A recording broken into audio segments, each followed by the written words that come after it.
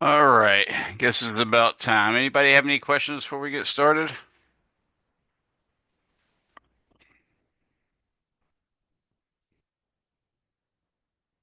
All right, I think we'll go ahead and get started then. I'm going to go ahead and remind you guys that we do have a online test that's going to be administered this week. So there'll be a face-to-face, or excuse me, there'll be a practice test that pops up sometime today or tomorrow, and you'll have until Sunday at 11:59 p.m. to get all your attempts on that practice on that actual face online test done.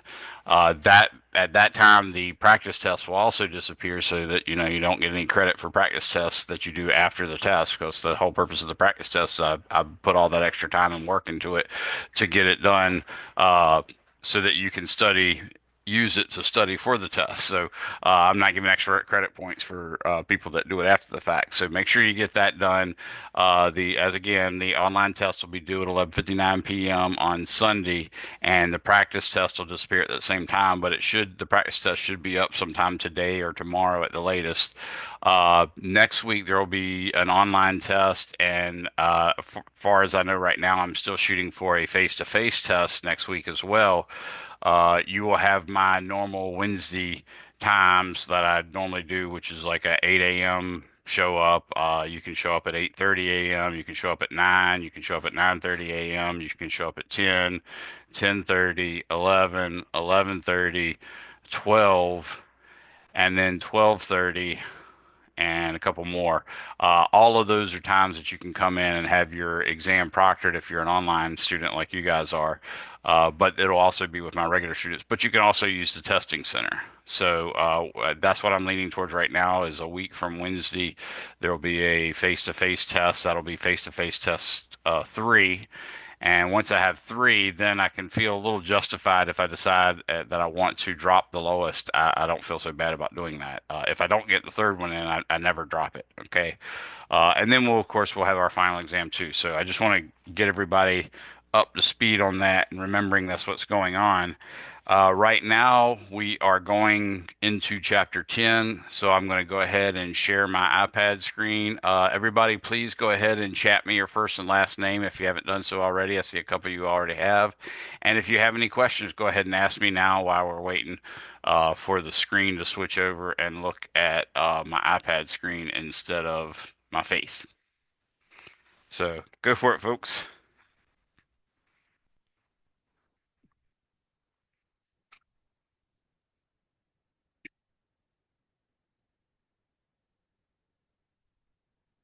Okay. So rather than do the normal derivation, what I wanted to do is just show you a parallel of exactly what expressions we learned from kinematics in two dimensions and kinematics in one dimension, that sort of thing that we did in chapter two. I don't know why I said two dimensions. I was actually thinking chapter two and said two dimensions. But anyways, those kinematic equations actually have analogs in rotational motion. And one way you can see that analog is just think about the progression that we go through that I'm getting ready to show you. So, for instance, we said the average velocity, I'll probably write this in blue. So, we said the average velocity.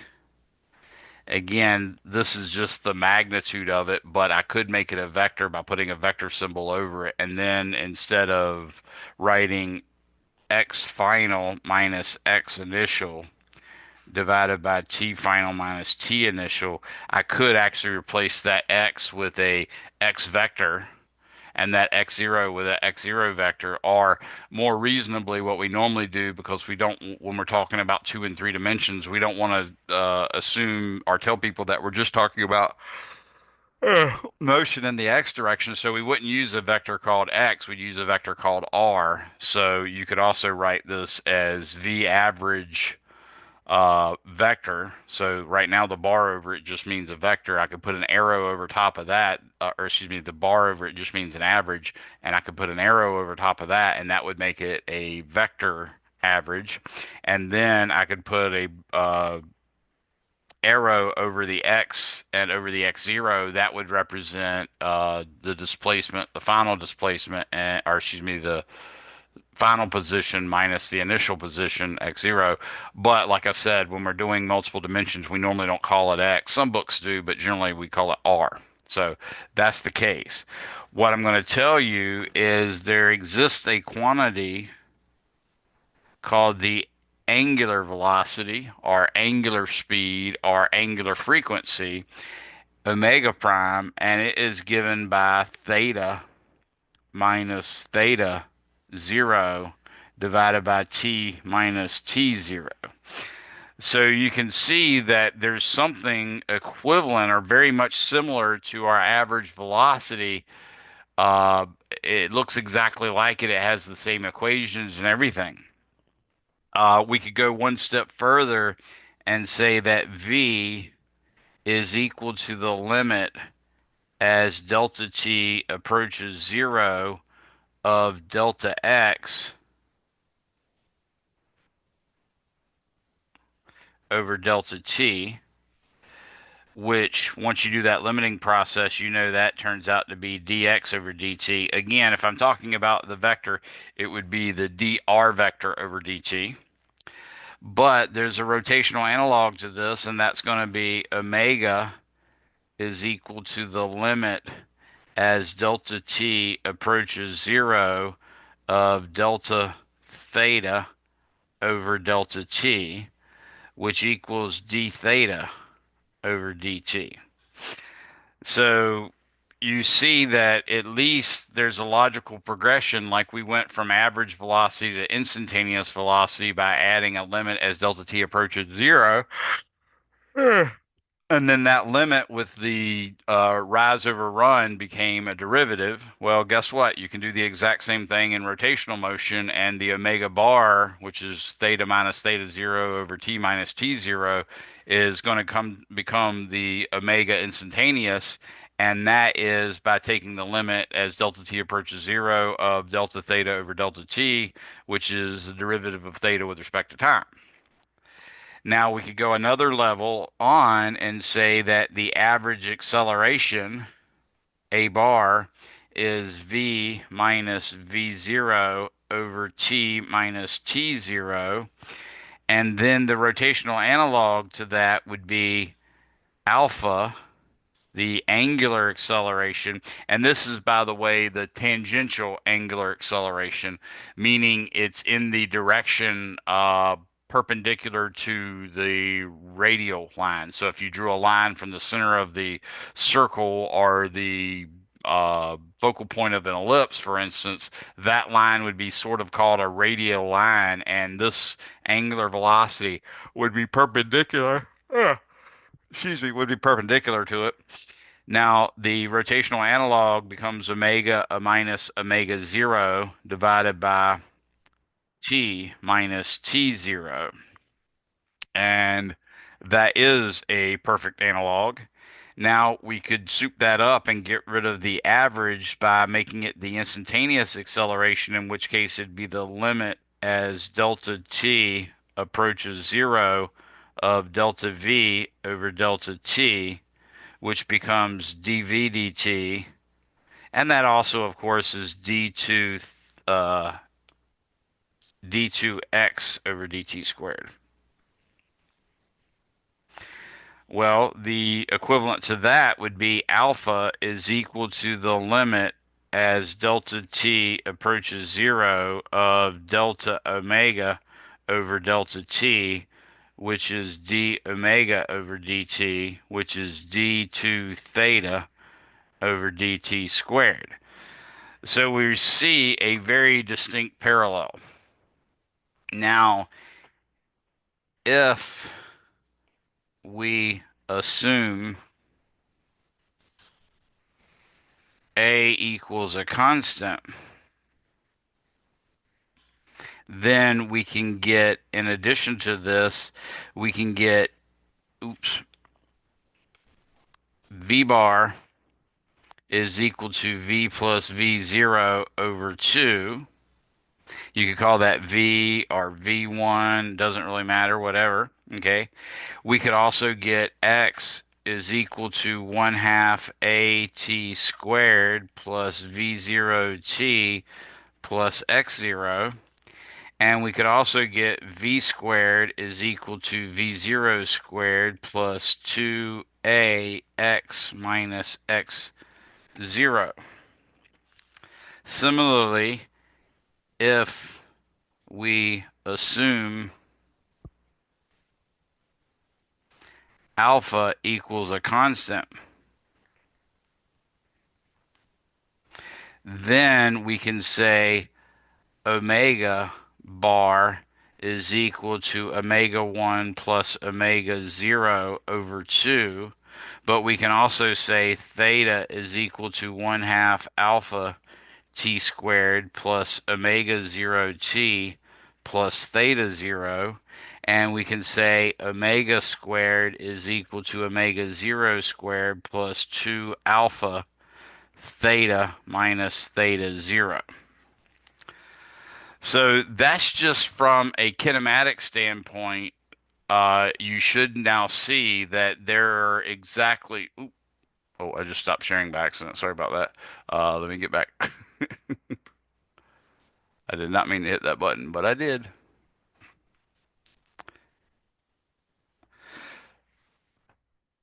So now you can see that there is an exact analog to all this, and that's just the kinematic equations.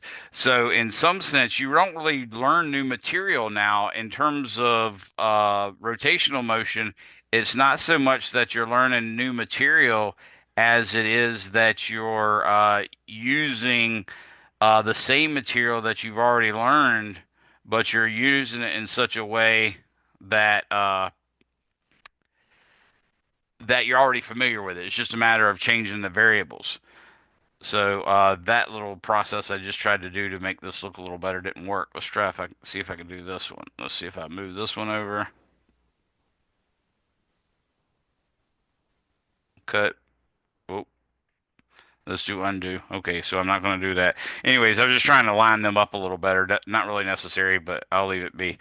So now we have that, but we also have some other things. So for instance, if we're considering circular motion, you might remember this expression right here. So let me draw a circle real quick.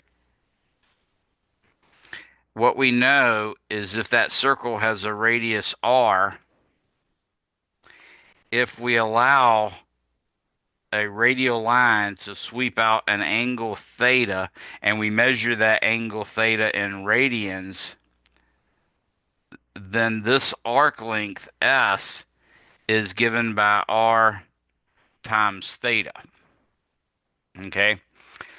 So in some sense, you can actually imagine this s being the x that we talked about in linear motion.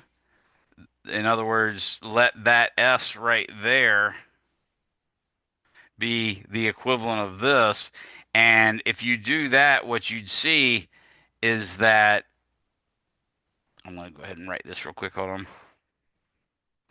What you'd see is that you would have the left hand side is r times theta equals in place of A, there'd be R times alpha. And in place of V0, there would be R times omega.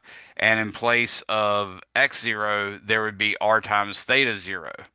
And that common factor of R could be canceled out, and you'd get this expression right here.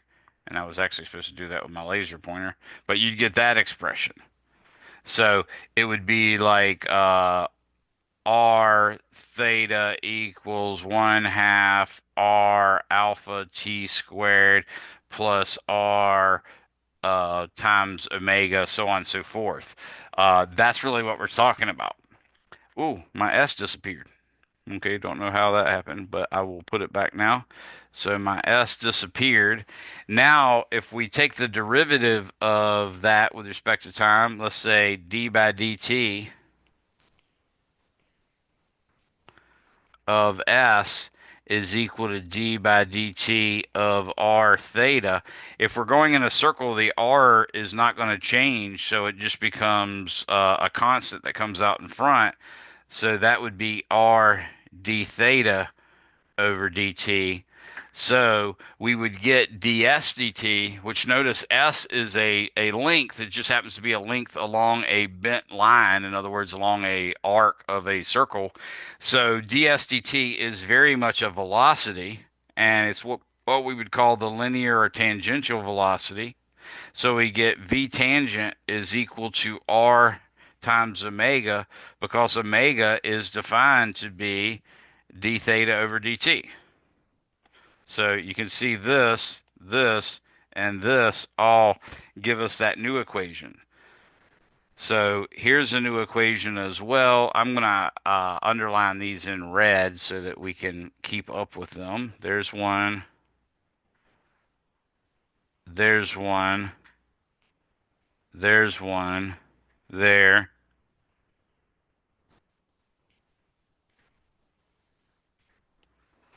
So those are our new equations, and here's another one as well. Now I can also choose to take the derivative of that equation, and I'd say d by dt of v tangent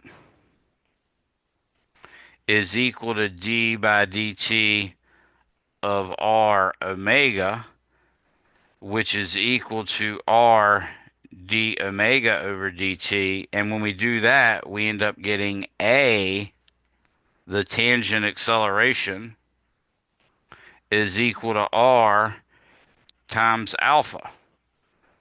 So this is yet another equation that we can make use of. Now, we also have something that you might not have considered. This a tangent is the acceleration that, for instance, you could measure with your speedometer if you're driving in a circle. So if you're driving in a circle and speeding up, then you're accelerating in the tangential direction, and that acceleration would be given by your speed at the end minus your speed at the beginning divided by the time taken. That would give you the magnitude of the acceleration, or at least the magnitude of the average acceleration A that you're experiencing. Now, if you took that and divided it by r, that would give you the acceleration in terms of degrees, or in this case, it would automatically come out in radians per second per second. But the main thing is we now have a acceleration that is tangential to the circular arc that something's going through, but there also will be a radial component, and we'll call that a sub r. We had called it A sub C in chapters 4 and 5 because it was the centripetal acceleration.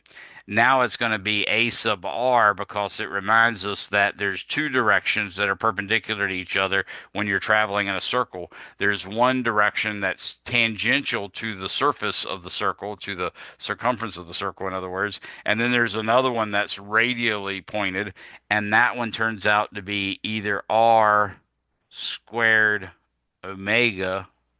I think it is. Let me see. No, it's R omega squared. And then another version is V squared over R. That's the version you're most used to dealing with. So all of this brings all new stuff. And at this point, we're really only studying kinematics. We haven't even touched dynamics. Remember, mechanics is made up of kinematics and dynamics. Kinematics is explaining the motion and predicting the motion based on its initial conditions, but without any understanding of what caused those initial conditions. So we don't, in the kinematic world, we don't know, why an object could actually have initial velocity of zero and a different velocity sometimes later. We don't know what causes acceleration. We don't know what causes a change in velocity. We don't know what causes the change in direction of the velocity, nor the change in magnitude of the velocity. All that's dynamic stuff. But if we know how the acceleration changes with time, how the velocity changes with time, how the uh, position changes with time, in principle, we can use any two of those to get the third, or even sometimes we can use one of those to get another. That is kinematics. If we go on now to talk about dynamics, then we're going to have to bring in Newton's second law So I'm going to do that in a second. But now that I've sort of gotten this set up, I want to go ahead and do a few examples like the ones in the book. So does anybody have any questions about these equations right now? Or any of the stuff I've said for that matter?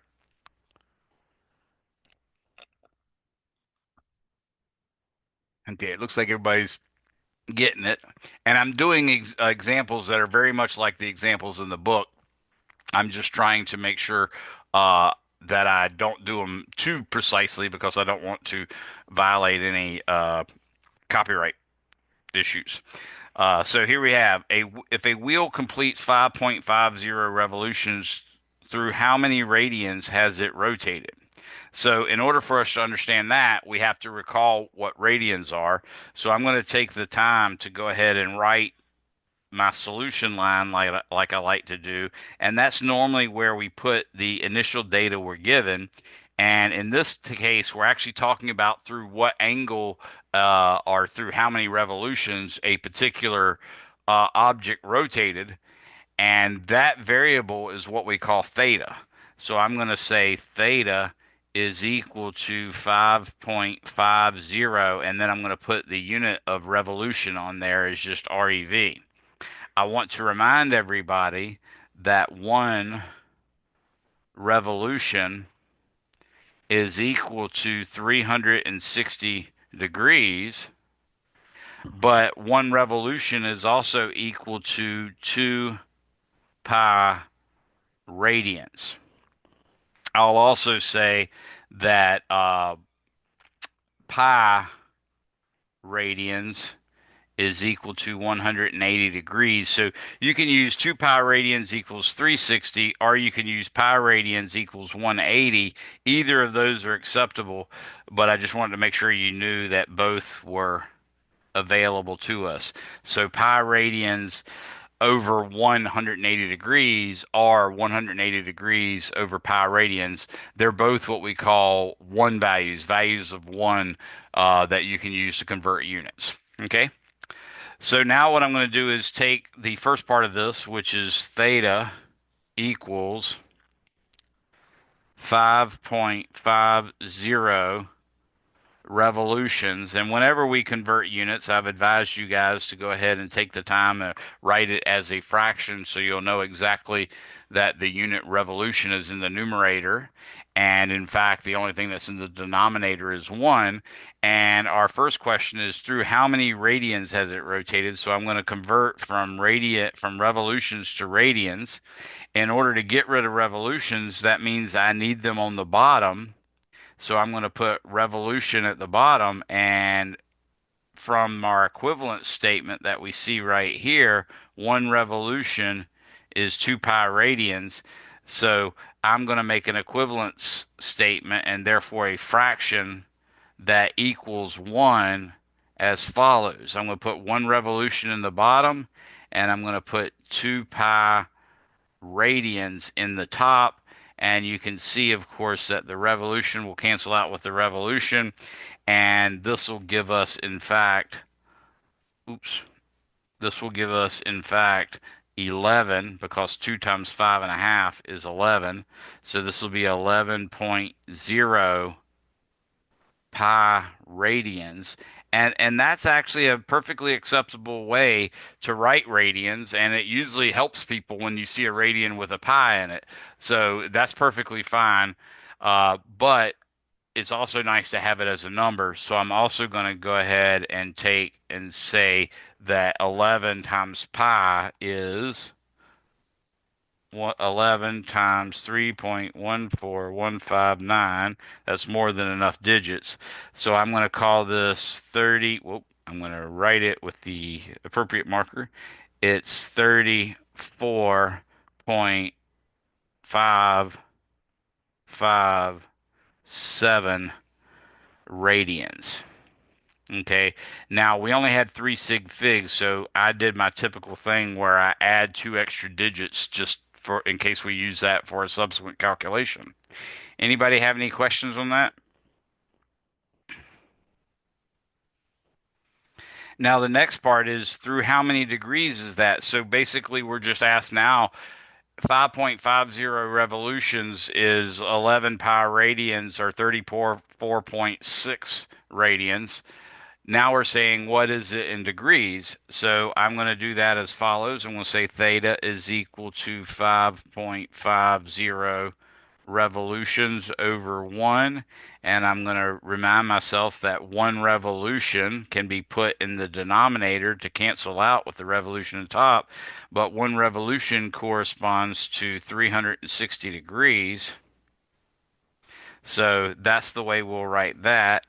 Now you can see the revolution cancels out with the revolution, and we're going to get basically just degrees. So 5.5 times 360 to 3 sig figs is a very good year. And I don't know why that's written in blue. I do actually, but never mind. In fact, it turns out to be 1,980. It's not that so good of a year, but it sure beats 2020. Anyways, this is what 5.50 revolutions is in degrees, and obviously that last zero is not a sig fig, so I had to underline it, but there's our answer. Anybody have any questions on that?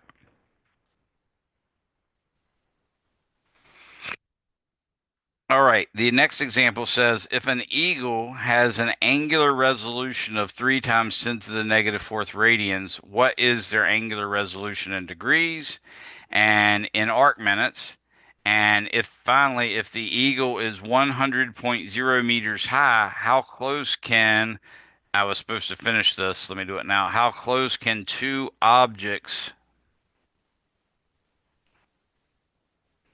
be if the eagle still sees two objects? So there's a couple things going on there that I need to explain to you conceptually. Uh, but first off, what I'm talking about is angular resolution. So when I say eagle has an angular resolution of 3 times 10 to the negative fourth radians, what that means is if you measured using like a protractor or whatever, the angle from the retina of an eyeball of an eagle to one object, say on the right, and then you measured the angle again from with a protractor from that ray to the angle to the left where a second object can be seen, then as long as that angle between those two rays is 3 times 10 to the negative fourth radians are bigger, then the eagle can tell it's two separate objects. That's what angular resolution means. If I remember correctly, the human eye is good to like a half a degree. I want to say that. I don't think it's much better than that, but that might be right. Anybody know off the top of your head? It's like a half a degree, or maybe it was, 45 arc minutes or something like that. The main thing is now you know what I mean by angular resolution.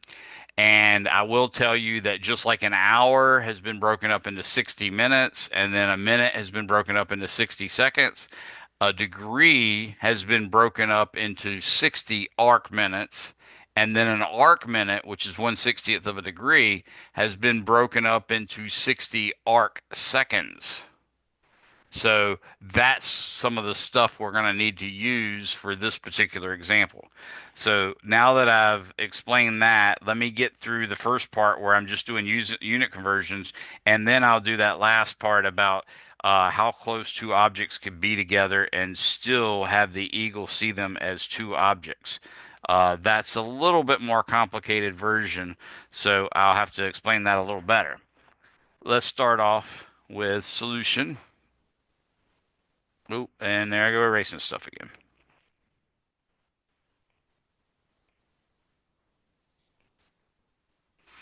Okay.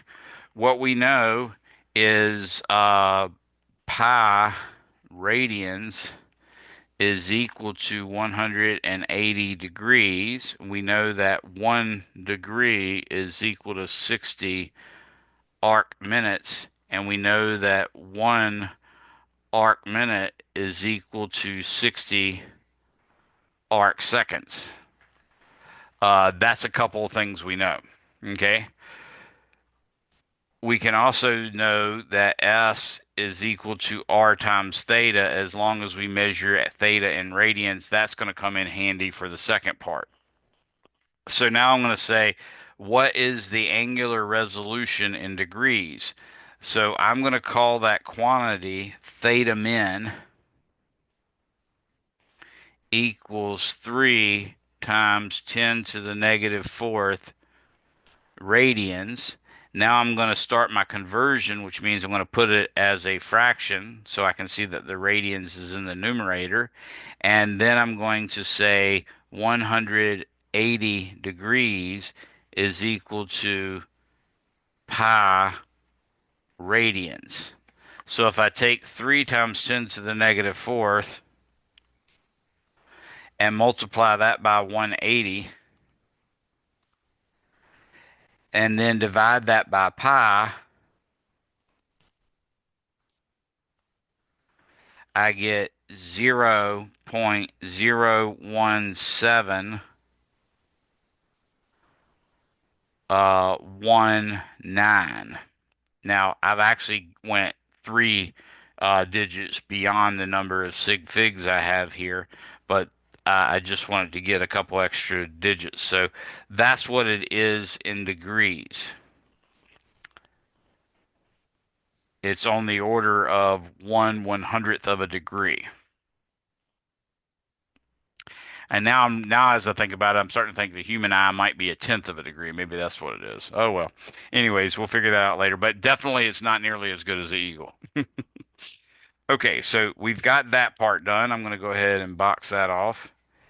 And it says, what is their angular resolution in degrees? We did that. And then I said in arc minutes. So what I want to do now is take theta min, which is equal to 0.01719. Again, three extra digits there, degrees. I want to take that and convert it to arc minutes. So what I know is 1 degree is equal to 60 arc minutes. And notice it's a single hash mark for minutes and it's a double hash mark for seconds, just like it's a single hash mark for feet and a double hash mark or a double apostrophe for inches. So keep that in mind. So what I really have to do is take this 0.017 and multiply it by 60. And that gives me 1.0313 arc minutes. Okay, so that's another way of writing it. I could just write it as arc minutes instead of the symbol, but I wanted to just write it out this time so you know exactly what I'm talking about. So you can see the resolution of an eagle's eye is around the arc minute. Remember, that's about a 60th of a degree.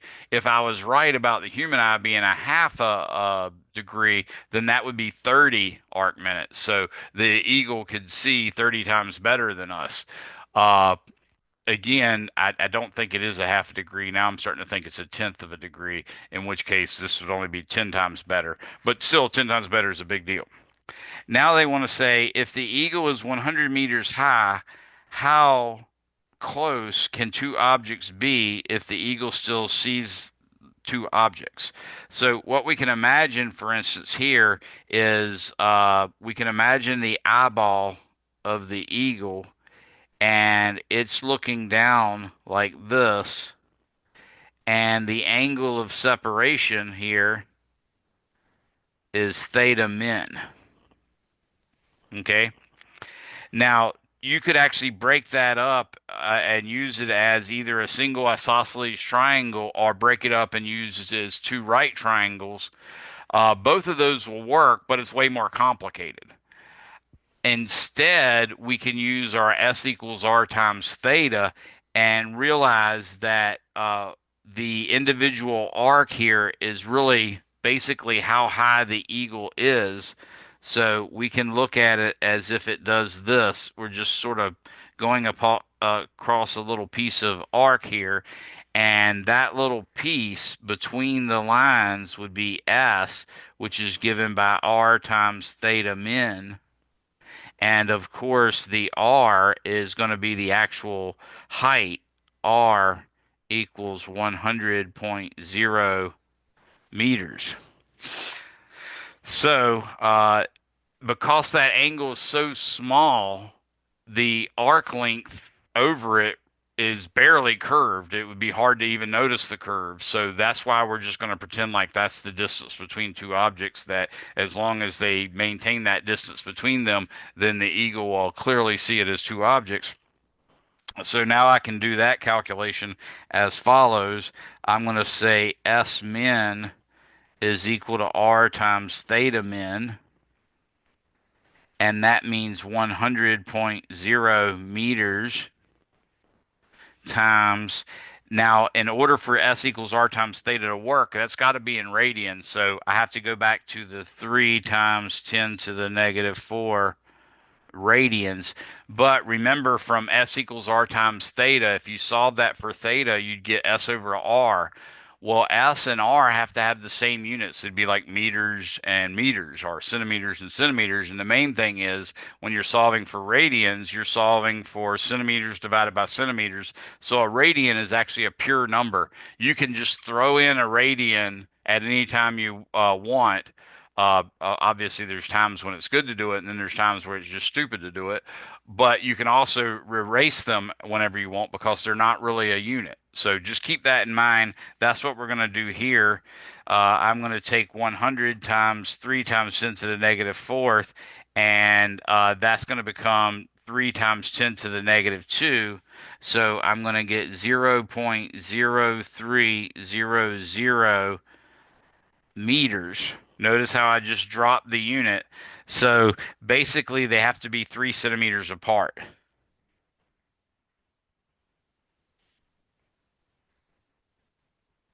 That's the answer to the question. How close can two objects be and still be seen as two separate objects? The answer is 3 centimeters. And just for the record, 3 centimeters is this big between between the tips of my index fingers. That's how big 3 centimeters is. So, it's comparable, for instance, to the size of my open eye. So you could, an eagle, for instance, could very well, is it really that big? No, my eyes are not that big. It looked a lot smaller when I was up here like that. So I'm going to take that claim back. It's definitely, my eyeball is definitely not 3 centimeters across. Anyways, anybody have any questions for me on that? All right. Now that we've had that, you can see a little bit how we're actually using some of the terminology, some of the units we got, but we really haven't gotten into actually using any of the kinematics. So that brings me to yet another problem. And this one is one where you're going to be thinking about a carousel. So obviously a model is something useful to have, and I've got a lot of round things around me, but every round thing I have around me uh, has like no markings on it, so it's sort of the opposite of helpful. Uh, yep, every darn thing. Glad I didn't think ahead of time and bring anything, but anyways, so what what we can do, for instance, is imagine the bottom of this here minion. It's a sort of a minion pencil, if you will. It looks like a pencil to me, anyways, but it's a minion with a little bit of a pointy head. I think it was yeah, it was definitely something that came like with a Happy Meal or something. Not that I eat Happy Meals, but that I do like that minion. So I'll definitely buy me a toy whenever I can at 7-Eleven, or excuse me, at McDonald's. So this is a cool little minion. Everybody see my little minion. And he has a roundness to him, so we can imagine him actually rotating. What I want you to understand is that if you, for instance, think of, let me show you something specific. So if you see that spot right there, that sort of dead center in the circle, and then right below it, this spot is just off of the center of the circle, and then right below that is this spot. So you can imagine a little spot there, a little spot there, and let's say a little spot there. Now I've tried to draw a little dot on each of those so that you can see what happens here. So, what we're going to do is try to think about the angular speed of those three dots. The one's in the center, and then one's some small distance out, and then one's all the way at the outer edge. Okay. When I rotate this, let's say through 90 degrees, that's 90 degrees. Now, if I rotated that through 90 degrees and it took me 3 seconds, then the angular speed should be 90 degrees divided by 3 seconds, or 30 degrees per second. So, what that means is obviously the center dot rotated by 30 degrees in 1 second, and then 60 degrees in the second, and then 90 degrees in the third. But do you all notice that the other two dots also did exactly the same thing? Initially, the next dot out, not the center dot, but the next one out, and then the end one as well. All three of those are sort of dead center or pointing straight down. Then I turn it through 90 degrees, and now all three of them are pointing to the right or the left for your perspective. So what that means is when an actual body that doesn't stretch and deform and that sort of thing, what we call a rigid body, when a rigid body rotates, that means all the parts of it all have exactly the same angular velocity. So this question that's coming next says, on a rotating carousel or merry-go-round, one child sits on a horse near the outer edge, and another child sits on a lion halfway out from the center.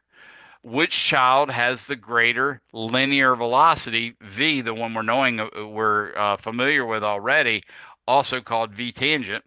And then part B says, which child has the greater angular velocity? So, can anybody answer me which child, the horse riding child or the lion riding child, has the greater angular velocity? Or is that a trick question? Anyone?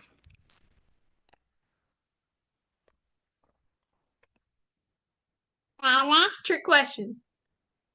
It is a trick question. Very good. Thank you very much.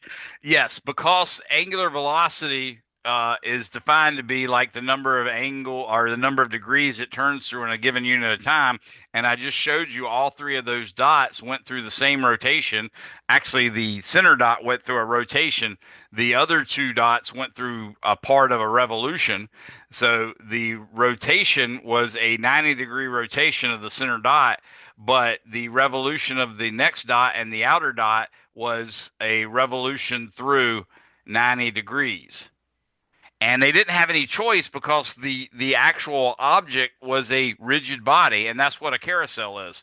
So when they ask a question like that, which one's faster, we can immediately say that the angular velocities have to be the same. So I'm going to say right here, on a merry-go-round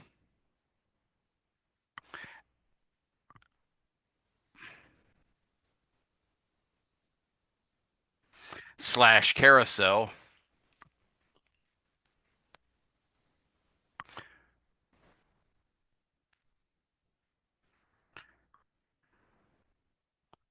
all objects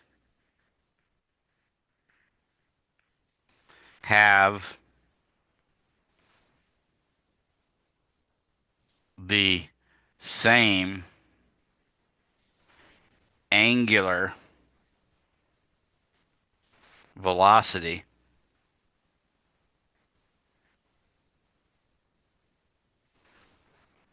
omega,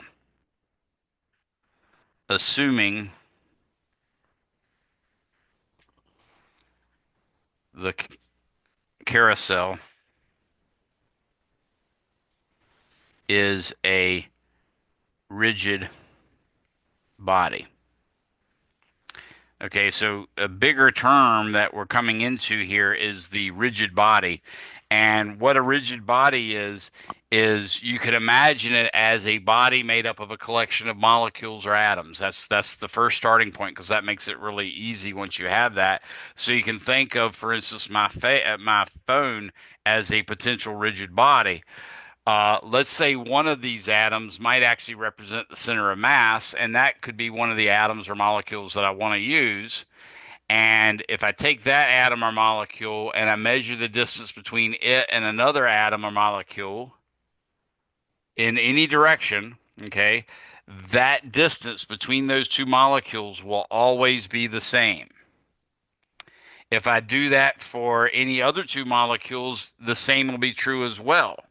So that's what a rigid body is. A rigid body is one whose size does not change, period. Okay.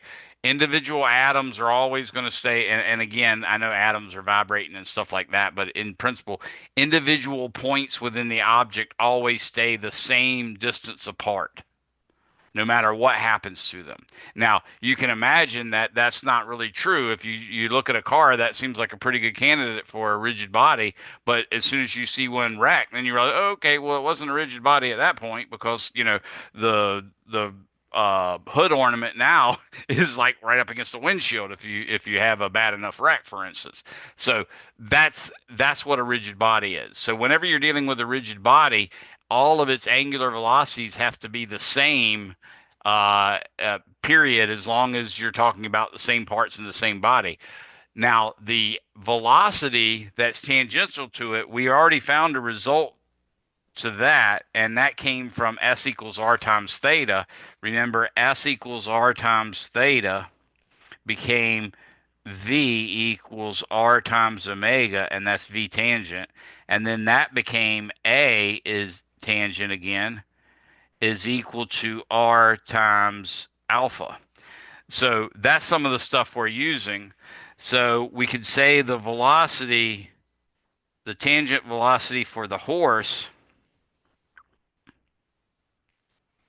is equal to this distance away, which is the whole radius, R, times the angular velocity, omega, of the carousel. Okay? The tangential velocity for the lion, and I should probably put that in the same order, so I'm going to put tangent and then subscript that lion. Well, that lion's only half as far away from the center, so the radius is going to be r over 2. But we already determined that the angular velocity of the carousel had to be the same for both parts. So now we can see that the horse,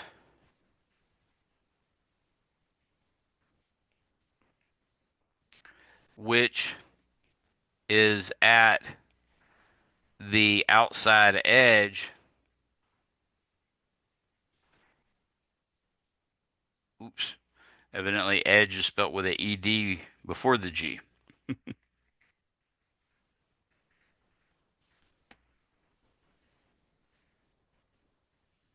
So the horse, which is at the outside edge of the carousel, will travel twice, oops, as fast as the lion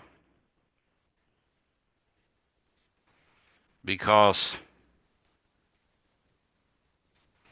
it is only halfway to the edge. Oops.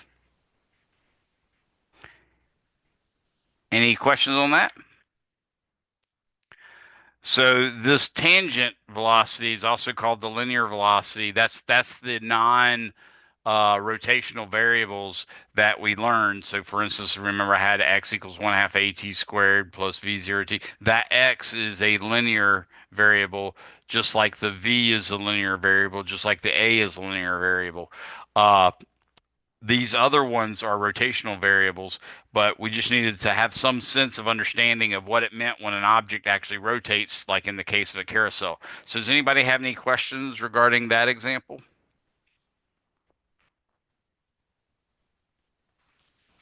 Okay, something else I want to talk to you about regarding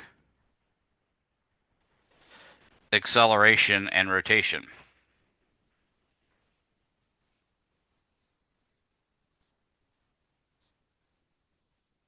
I should say acceleration and revolution. So, the planets, for instance, revolve around the sun, but they rotate about their axes. So, Earth rotates on its axis through about 360 degrees every 24 hours, and that's what gives us daylight, nighttime, the hours of the day, progression, so on and so forth. But the Earth revolving around the sun in some sense is directly related to why we have seasons, and it's not necessarily because it's at a specific spot or anything like that, and it's definitely not because the earth is sometimes farther away from the sun than at other times, because that difference is very, very, very small. It's actually because the tilt of the earth. But the main thing I'm saying here is in going from one particular spot, let's say right here, orbiting the sun to right here and then back to this spot, that is called revolving around the sun. And the time that we recognize as 1 year is the time required for the Earth to go from here around the sun back to that same spot. This spot might actually correspond to roughly 320, which we just recently had as the vernal equinox. And then if you wait till it gets over here, this would be like around 620, which would be the summer solstice. And then if you wait till it gets around here, it'll be 12, roughly 1220, which will be the excuse me, 920, which will be September the 20th, which is the autumnal equinox. And then if you wait till it gets over here, it'll be at roughly 1220, and that's the winter solstice. Okay, so that's how that relates there. So what we're talking about here is when we're discussing an object going, let's say, in a circle, but in some sense we can generalize this to an ellipse or something like that. But right now we're just thinking about it as a circle. So I'm going to draw a circle here, and I'm going to use the program to make sure my circle looks better than it does. So this is it. What I want you to understand is we can draw a line from the center of the circle to any point on its circumference, and this line is called a radial line because it points along a radius, right? Now I can say there is a velocity v, and this would be what we call v tangent velocity, and it is actually at a 90-degree angle to the radial line. Now, if that velocity stayed constant, then it would still be accelerating because the object has to go in a circle, but it would only have one type of acceleration, and that would be a sub r, the centripetal acceleration. But if it wasn't a constant speed that it's going around that circle, if it sped up sometimes and slowed down others, or just sped up all the time, or just slowed down all the time, or all sorts of combinations thereof, then you'd have an acceleration that was tangential as well. So we could go back and draw these accelerations, let's say in purple. Oops.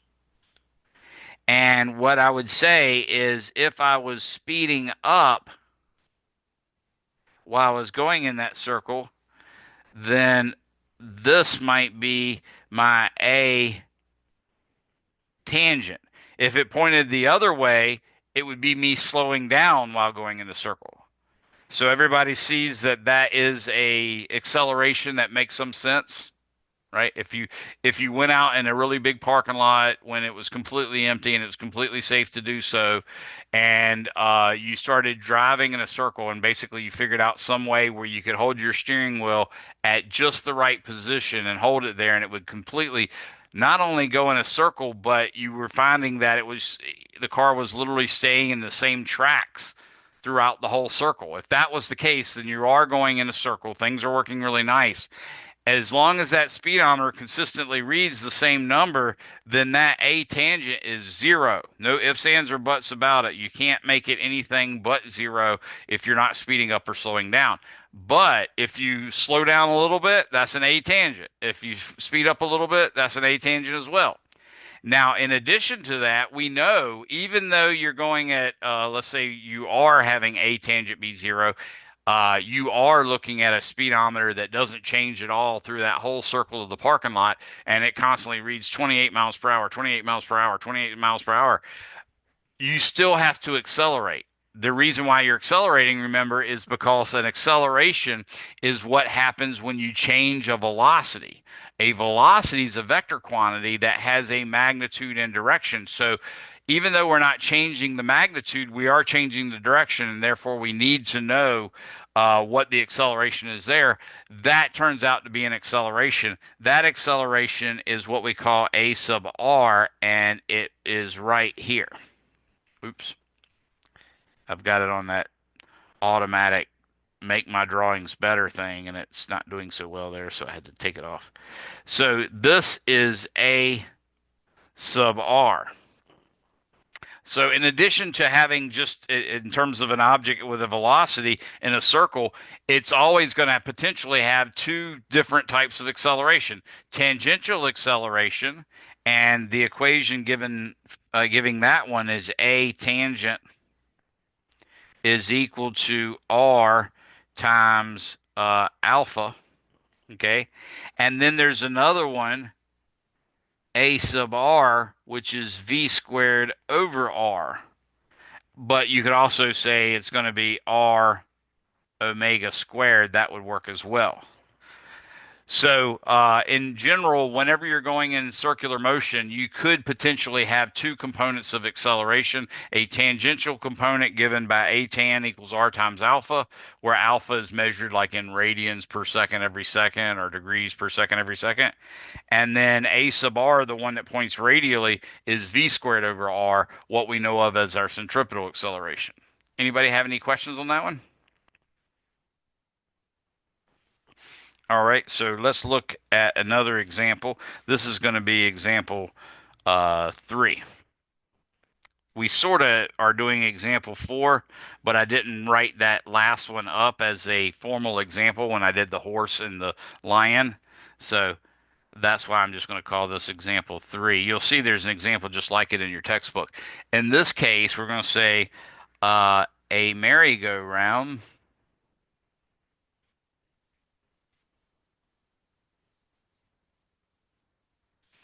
is initially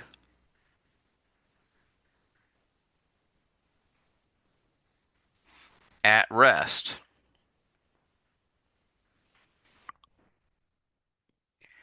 but at t equals 0, it is given an angular acceleration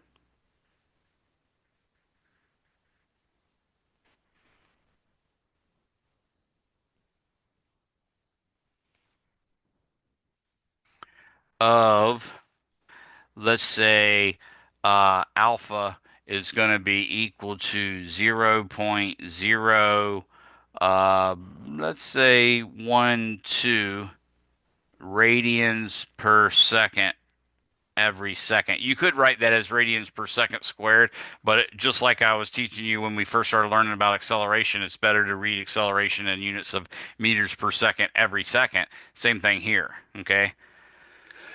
So this causes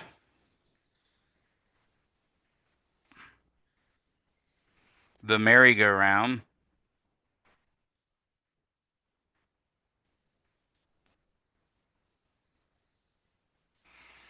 to speed up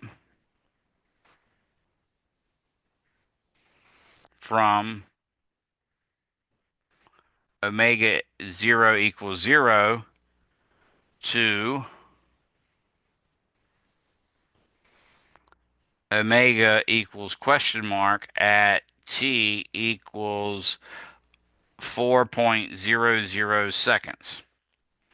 So that's the information I'm giving you. Basically, the acceleration all of a sudden turns on. Then for 4 seconds straight, it stays at that fixed acceleration. What I would like to know is A, the angular velocity of the carousel. So I want to know omega is equal to question mark. That's one I already put there.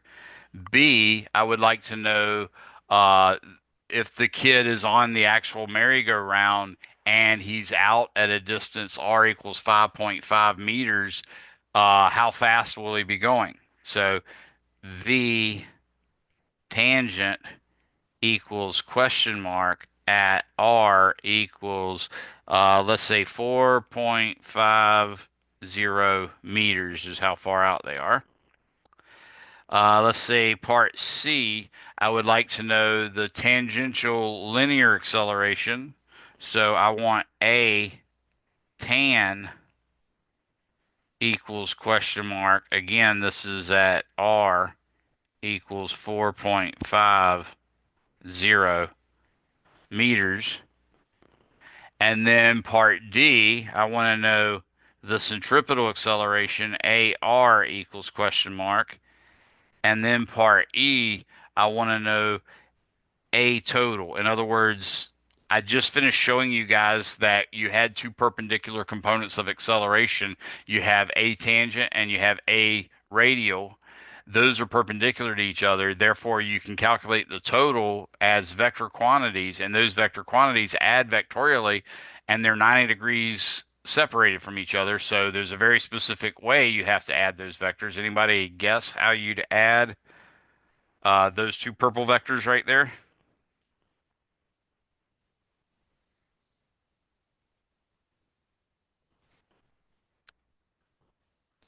It's probably my question makes it sound more confusing than it is. Yes, very good, Daniel. Pythagorean theorem. That was the main thing I was shooting for. My question was sort of not that pretty or not that elegantly stated, so I apologize for that. All right. So now that I got that, let's get started on the problem. So what we do know is that alpha, or excuse me, yeah, I'll say alpha. Alpha is equal to omega minus omega final over t minus t initial. I don't know why I said omega minus omega final. It should have been omega minus omega initial. We always take t0 equal to 0, and in this case, we did say omega 0 is 0. So this will tell us that omega is actually going to be equal to alpha times t. Well, our alpha was 0.012 radians per second, and then our time was 4.00 seconds. So omega is going to be equal to 4 times 0.012. That is 0.048. And that turns out to be in radians per second, because notice one of the seconds canceled out. That's our omega. I'm going to circle that and recognize that as part A. Now, part B, I want to know V tangent at a specific distance out, 4.50 meters, R. Okay. So in this case, for part B, I'm going to say V tangent is equal to R times omega. I just calculated omega, so I can do this. And I just mentioned what R was. R is 4.50 meters, and omega is 0.048 radians per second. So when I multiply these two, I get the units as meters times radians per second. But remember, I told you a radian is not a real unit, it's a pure number. So you can just drop that. So I'm going to take 4.5 times 0.048, and that gives me 0.216 meters per second equals V tan. Oops. I just like to put the answer right next to the symbol when I go to circle it off so it's easy to figure out what it was that I was solving for. So there's the part B. Now for part A, we want to know the actual acceleration. Obviously, during the time that it's actually accelerating, we want to know the tangential or slash linear acceleration given the angular acceleration alpha that we know. So I'm going to write C, and in this case, we know that A tangent or A linear is equal to R times alpha.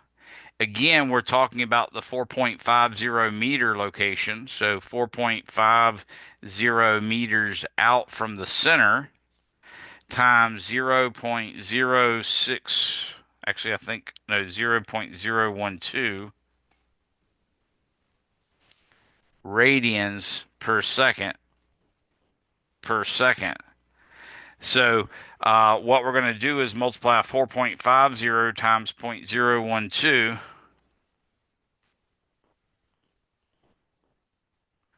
and that's going to give me 0.054 meters per second every second, and that is ATAN.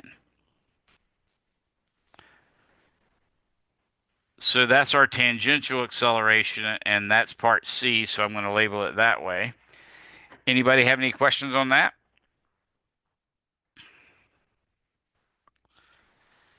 All right, now we're going to look at part D, where we want to know the radial acceleration. So for part D, oops, it should be writing in green. Part D, we know A radial is R omega squared. It's also V squared over R. Either of those would be acceptable. I'm going to use R omega squared, and you guys should probably try to verify that it's V squared over R too. But I'll do R, which is 4.50 meters, times omega. We already found that our omega was 0.048 radians per second, and then we got to square that. And I want to double check to make sure R omega squared is right. If I replace V with R omega, that would be R squared omega squared over R. So yeah, that would be R omega squared. So yes, it does work out right. Just double checking my work there. 4.5 times 0.048 squared is going to give us 0.01037, and that is in meters per second every second. That's our tangential acceleration, or excuse me, our radial acceleration, A sub r. And that's also the answer to part D. And I'll say equals A sub r. Now that we have that, we can go ahead and try to make some use of exactly what the total acceleration is. So we're going to picture on a arc, if you will, like this. We're going to picture an acceleration that is tangential and another acceleration that is radial.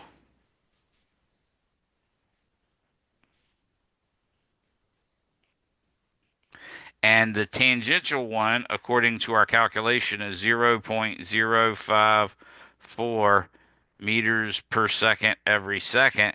And the radial one is 0.010. Now, that one was supposed to have two sig figs, so I'm going to go ahead and add the 4 on there, even though that 4 is not technically a sig fig. And that should be in meters per second per second. So I've got to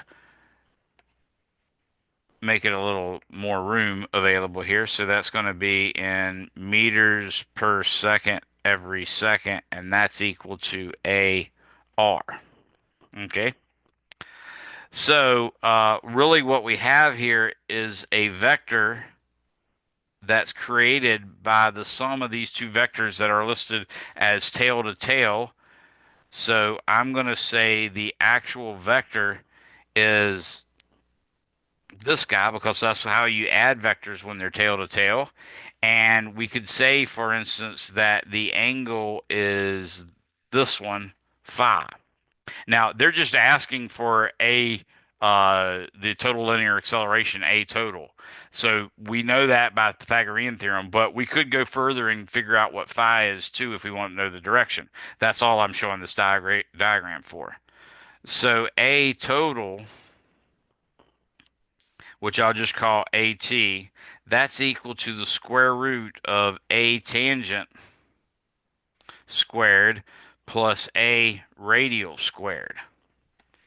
So A T, holy crap, when I put a subscript T on that A, it made it look like a lowercase q. That was not very helpful. There you go. So AT is going to be equal to the square root.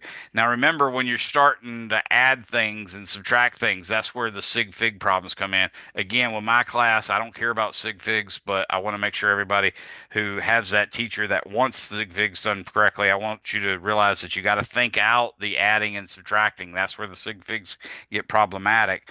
I'm going to take A tangent, which is the 0.054, and I'm going to square that, and realizing it only has two sig figs, I see that the answer is 0.002916. So the 29 are the only sig figs, and that's in the third and fourth decimal place. So my third and fourth decimal place is significant for the A tangent term. Now I'm going to try the AR term, which is 0.01037. I'm going to go ahead and use all those digits. I'm going to square that, and that one has three sig figs, and it turns out that this is the fourth, fifth, and sixth decimal place. So in fact, we only have a third decimal place. Actually, the third counts as well. That's just sort of a placeholder. So we're good on that one. So the third and fourth are the only digits that are sig figs. So I'm going to go ahead and add these two. 0.000107539 is the square of AR, and 0.002916 is the square of 0.054. And when I add those two together, I get 0.00302, and I'll add one more digit. I'll call that a 4. It's 235 really is what's supposed to happen there. So really my only sig figs are the 3 and the 0 there. And of course the units are actually meters squared per second to the fourth. I didn't show that here, but it probably should. So now I'm going to do it. So this is meters squared seconds to the fourth power. And now I'm going to take the square root of all that junk, and that gives me 0.054. Notice I only have two sig figs, so that means my 5 and my 4 are sig figs. The next two digits are 9 and 8. Actually, 9 and 9. And that's meters per second per second. So the actual total acceleration is 0.055 if you did the proper rounding and everything. So A total is equal to 0.05499 meters per second every second.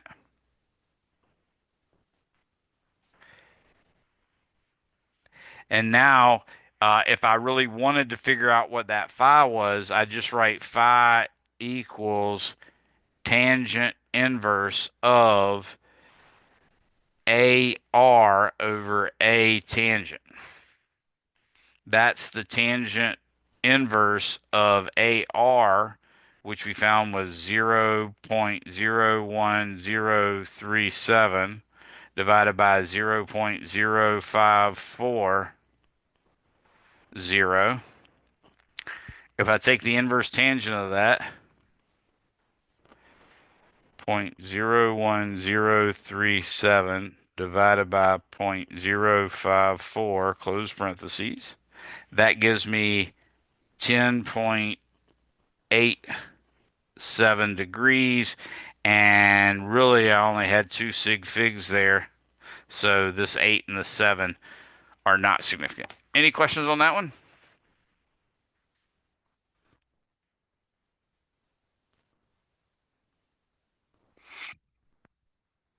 All right. Now, the next part we have to go into, uh, well, I guess I should probably do this problem too. No, I'm gonna do some more videos. Like we have a lab tomorrow at noon. I'm gonna make a video there. I'm gonna do my best to get there at noon, but is anybody planning on showing up at noon for that matter? I've never had anybody show up there, and I need to go help my brother do something. So I'm thinking I'm just going to go ahead and cancel it. But I will post some videos, and in lieu of the 3 hours that you're supposed to spend on lab this week, I'm going to get you guys to watch those videos. So I will be posting them on my YouTube channel as per the normal. But these are specific ones that you have to watch because they're going to be continuance of this particular chapter. That being said, when we meet again on Wednesday, you're free to ask me as many questions as you want about them because I don't like just doing a video where you can't interact with me. I will try to do the video at a particular time and let everybody know in case anybody wants to attend, but I'm 100% confident I probably will not be able to get here at noon, so I'm definitely not going to do it at noon. It might be one, it might be two. I'll let you know first thing in the morning. And if anybody can attend it, then by all means attend the Zoom meeting. But other than that, I'll just do it. So you guys have a good one. We are done uh, for tonight. Make sure if you haven't already chatted me your first and last name, make sure you do. Otherwise, you're free to go. And I'm going to wait for the last person to leave in case you have any questions.